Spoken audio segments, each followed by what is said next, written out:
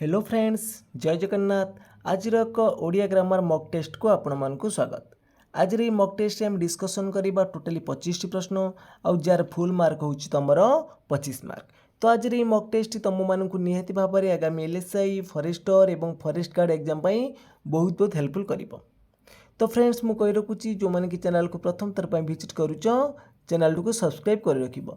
जदि तुम मानक ये मॉक टेस्ट भल लगे निहाती भाव में लाइक कर कमेंट कर सहित सेयार मध्य करनब। तो चलतु आज मॉक टेस्ट को आरंभ करवा।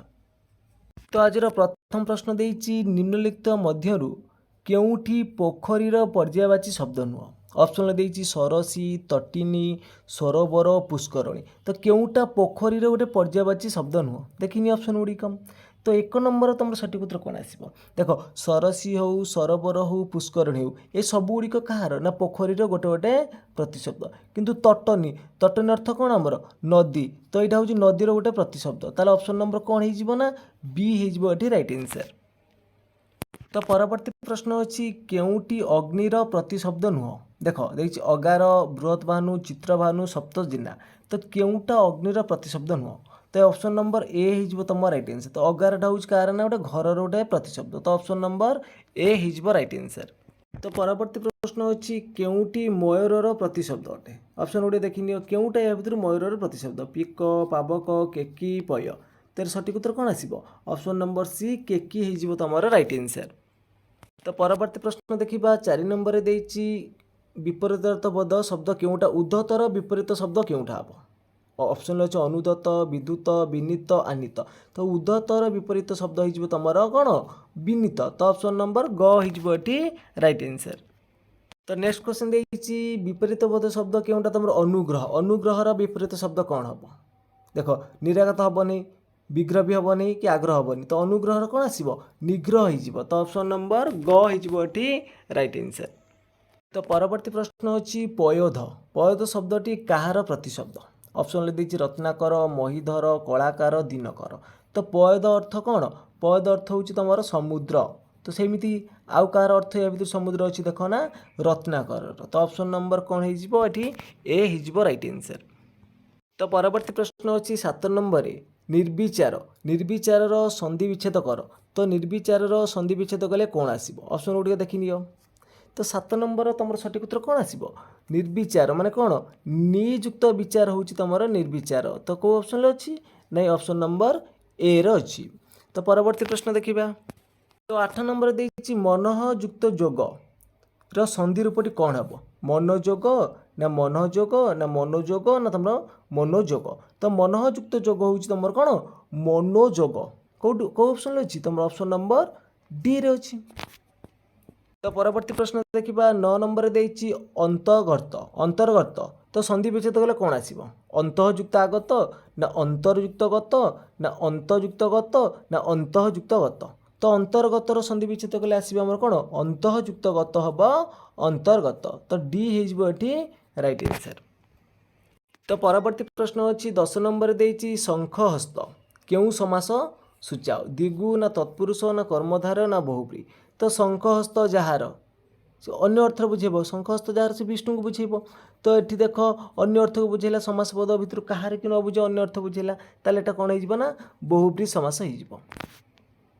तो परवर्ती प्रश्न अच्छी याकू ताकू आणबू नाही। जो याकू आउ ताकू आणबू नाही। तो रेखांकित पदद्वय सर्वनाम स्थिर कर। याकू आउ ताकू केउ प्रकार सर्वनाम आपेक्षिक ना निर्णायक ना निर्देशात्मक ना तुम आत्मवाचक। तो याकू ताकू हूँ तुम निर्देशात्मक सर्वनाम। सेमती देइछि नेक्स्ट क्वेश्चन तुम इच्छा मुताबक जहाँ ताहा गप नहीं।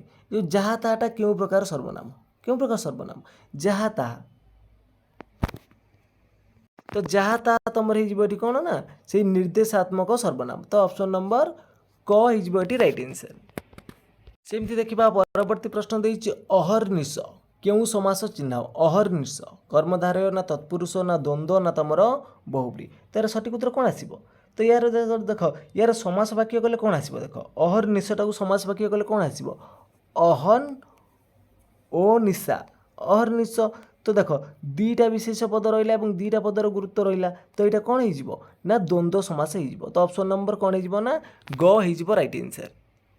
तो परवर्ती प्रश्न अच्छी निर्जन निर्जनटा क्यों समास सूचाओ द्वंद्व ना दिगु ना अव्ययभाव ना बहुब्री देख दिगु समास कौन ना जो संख्यावाचक शब्द आद्य थी से तुम हम कौन ना दिगु समास हम तो यहाँ कटिला द्वंद्व देख दुईटा विशेष पद रही तो यहाँ भी हेनी तो देख निर्जन निर्जनटा कौन हम ना यहाँ तुम अव्ययभाव हो तो नी एटा गोटे अव्यय पद तो ना जन जार है निर्जन यहाँ हूँ आमर अव्ययभाव समास। तो परवर्ती प्रश्न अच्छी खंडाधार रे बाट चलवा तो ये रूढ़िर अर्थ कौन खंडाधार रे बाट चलवा कार्यारंभ करवा ना अति सावधान हो चलवा ना मृत्युमुख रक्षा पाइबा ना निराश होगा तो खंडाधार बाट चलवा अर्थ अति सावधान हो चलवा। तो परवर्ती प्रश्न अच्छी आगत चढ़ई की बेसर बटा तो ये रूढ़िर अर्थ कौन हम ऑप्शन गुड़े देखनी आगत चढ़ई को बेसर बटा तो ये रूढ़िर अर्थ कौन ना रोजगार न हेउणु खर्चर योजना तो कही राइट आंसर। तो परवर्ती प्रश्न अच्छी जीवन मूर्छा जो जीवन मूर्छा ये रूढ़िर अर्थ कौन हम गर्भ भांगा ना आप्राण उद्यम ना घनिष्ठ संबंध ना स्वल्पकाल क्षमता लाभ तो जीवन मूर्छा अर्थ कौन ना आप्राण उद्यम तो ख राइट आंसर। तो परवर्ती प्रश्न अच्छी ओट मुहरे जीरा ये रूढ़िर अर्थ निरूपण कर ओट मुहरे जीरा तो ऑप्शन गोटे देखनी तो ओट मुहरे जीरा अर्थ कौन ना बहुत आशायी को आम कौन अल्प दवा बहुत आशायी को आम अल्प दान तो ऑप्शन नंबर ए हो राइट आंसर। तो परवर्ती प्रश्न अच्छी निम्नलिखित पद मान मध्यरु द्वंद्व समास कोटा निर्णय कर देख यहाँ फास्ट देखा सुख और दुख सुख दुख सुख और दुख है सुख दुख तो यही हूँ तुम कौन ना द्वंद्व समास तो कही तुम राइट आंसर। तो त्रिनाथ त्रिनाथ पचार कौन होता त्रिनाथ यहाँ दिगु हो संख्यावाचक शब्द आग रहा तो सेम देख अनंत नाई अंत जार से अनंत यहाँ हूँ नंस बहुब्री तो प्रति घर घर को घर प्रति घर यार व्यास वाक्य कहले घर को घर प्रति घर तो यहाँ हो तुम कौन ना अव्ययभाव। तो परवर्ती प्रश्न देती केउटी ठीक शब्द अच्छी 20 नंबर पचारा केउटा ठीक शब्द तो शुभाश्रीवाद शुभाश्रीवादर शुद्ध रूप कौटा हम तो 4 ऑप्शन देखी नियो तो सठिक उत्तर कौन आसो ना ऑप्शन नंबर ए है ऑप्शन नंबर ए। तो परवर्ती प्रश्न अच्छी शुद्ध शब्दटा को बाछब बा सूचेब कौटा अनुवादित ये देखिए अनुवादित अनुदित तो कौटा ठीक अच्छी देख अनुवादित हेनी के कौन आसो अनुदित आसो पुणी नर कौ का नर त्रमर दीर्घ का तो ग राइट आंसर। तो परवर्ती प्रश्न देती ठीक शब्दटी चिन्हट कर तो क्वेश्चन नंबर 22 रही निष्फल तो यार सठिक उत्तर कौन आसो तो ये प्रश्न तुम मान होमवर्क रहा तो यार सठिक उत्तर कौन हम तुम मैंने कमेंट बॉक्स में जनइब तो देखा केते जन यार सठिक उत्तर दे पार।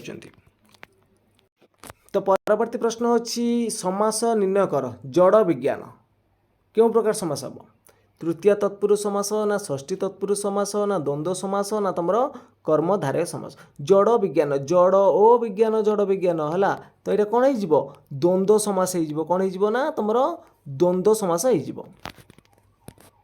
तो परवर्ती प्रश्न अच्छी परमेश्वर संधि निर्णय कर परमेश्वर संधि विच्छेद कले कौन आसो कौन आसो ना परम युक्त ईश्वर हूँ तुम परमेश्वर तो ख हो राइट आंसर।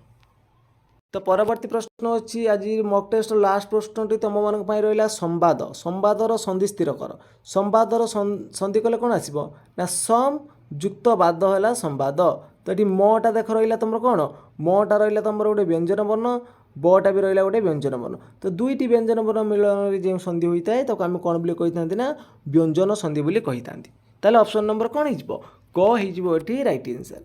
तो फ्रेंड्स आज मॉक टेस्ट ये सरी जाइए जदि तुम मानक मॉक टेस्ट भल लगी निहत भाव में लाइक कर कमेंट कर सहित सेयार करनब एवं जो पिला माने चैनल को प्रथम थर पर विजिट करूथुब चैनल टी सब्सक्राइब कर रखिब।